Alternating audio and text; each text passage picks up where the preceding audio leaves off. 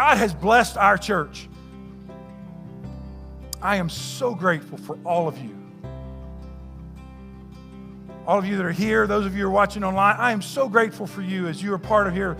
You're part of Southside Baptist Church here in January of 2020.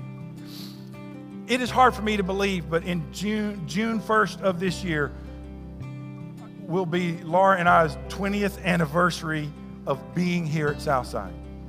I look back at several, Jackie and the Nettos that were here that at that time, 20 years ago. And I was a little younger and a few less pounds, and right? That's right. And a little green behind the ears, and I understand that, okay? But God has blessed us so very much. When we came 20 years ago, listen, Southside's always been a great church and had great people here and so forth, but God has blessed us. We're about, Kathy and Phil, about 35 people here at Southside 20 years ago, and God, you look around you today to over 200. God is blessed. Many of you have gotten saved. Some of you have come looking for a church home, and we're grateful for that you're part of what God is doing at Southside. The sanctuary that we are in today didn't exist like this. God has led us through 2 major building projects and several minor ones. God has basically given us 2.5 acres next door to the property that the church already had for almost nothing. Listen, as I look back on this, friends, it is you can't mistake it to see the hand of God in what He's been doing here. But friends, I don't believe God is done. I believe the best is yet to come. Now, you say, well, Pastor, I'm happy. I'm satisfied where we are. Listen, I'm glad you may be content in your spiritual walk, and that would be wonderful, okay? And you may be content here. But listen, God is not. God is not willing that any should perish, but that all should come to repentance.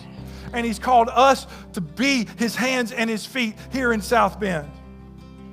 And so, as we look forward, we have a great task ahead of us.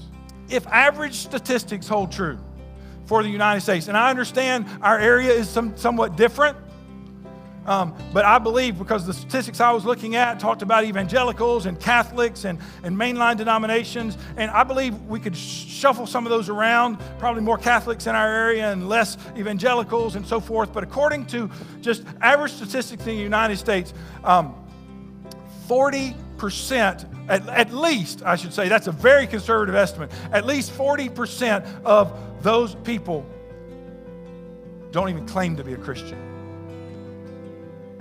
Don't even claim to be a Christian. Now, that's not including those who say they are, but we know they're really not. Okay, 40% don't even claim the name of Christ. So within a 3-mile radius, here's what that means. That means over 16,000 people don't even claim to be a Christian. Within 5 miles, over 44,000 people don't even claim to be a Christian. And they're lost.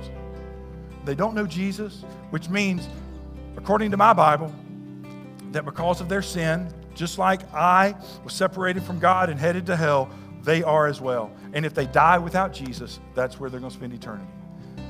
That bothers me. So you say, Pastor, what are you asking for me? What do you want me to do? All this other stuff. Now, there may be things, whatever. But I'm not asking you to add something to your schedule. I'm not asking you to put something else on your calendar. Listen, where you live, where you work, where you play, where you go to the doctor, where you go to the dentist, whatever it is, friends, somewhere in that realm. What if you took responsibility for one person that is in that sphere or that realm somewhere, that, you know what, I'm going to begin praying for this person, and I'm going to seek to share Christ with this person, and I'm going to seek to love this person into the kingdom in 2020. Can I tell you, if our church did that, we would have more baptisms this year than we've had in the last 10. Here's the way I put it.